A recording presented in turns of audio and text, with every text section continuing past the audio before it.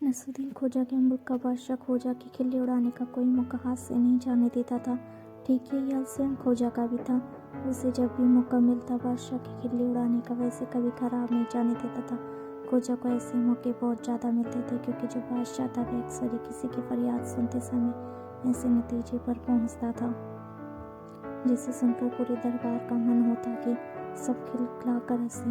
लेकिन जहाँ और लोग बादशाह की नाराजगी की डर से मन ही मन मुस्कुरा कर रह जाते, वही खोजा खुलकर बादशाह को ये बताने से नहीं चूकता था कि उसने कितना उलझुल फैसला सुनाया है। एक दिन बादशाह दरबार में किसी शिकारी की फरियाद सुन रहा था।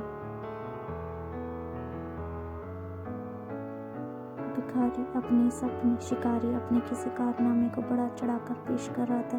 अपनी बात को मजबूती देने के लिए उसने कहा, बादशाह सलामत, मेरी बात पर यदि आपको यकीन न हो तो आप नसरुद्दीन खोजा से पूछ सकते हैं। खोजा एक आला दर्जे का शिकारी है। वे जरूर बता सकेंगे कि मेरे दावे में कितना दम है। इतना सुना था कि बादशाह ने शिकारी के मामले को वही मुलतवी कर दिया। वह बोला, ठीक है, पहले हम नसरुद्दीन खोजा के साथ शिकार पर जाएंगे।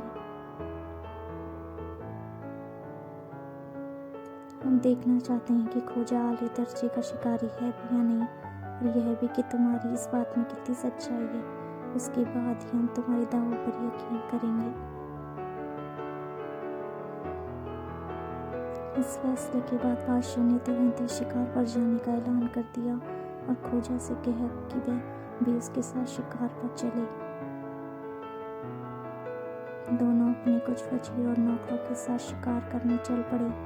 रास्ते में उन्हें एक दूर से एक पेड़ दिखाई दिया। बादशाह ने खोजा को पेड़ का निशान बनाकर चलाने को कहा। खोजा ने तेज चलाया लेकिन वह निशाना चूक गया। बादशाह खिलखिलाकर हंस पड़ा।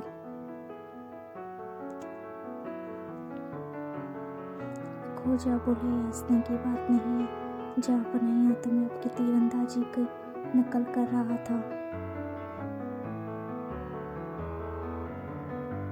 ऐसा कहकर उसने फिर एक तीर चलाया लेकिन एक निशाना भी चूक गया। बादशाह फिर से एक बार जोर से हंस पड़ा। खोजा बोला, यह हंसने की बात नहीं है, जहाँ बनाया तो मैं वजीरों की तीरंदाजी की नकल कर रहा था। उसने तीसरी बार तीर चलाया और वह निशाने पर बैठ गया। देखो, जहाँ बनाई है मेरी तीरंदाजी है, नसरुद्दीन खोजा की तीरंदाजी, खोजा ने गर्व से कहा।